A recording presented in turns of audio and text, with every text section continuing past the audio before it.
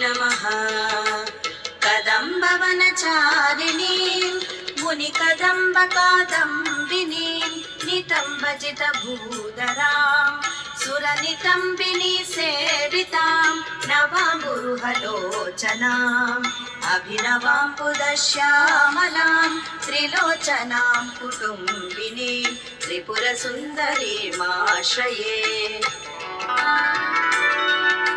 श्रीदेव्यै नमः कदम्बवनवासिनीं कनकवल्लकीधारिणीं महार्हमणिहारिणीं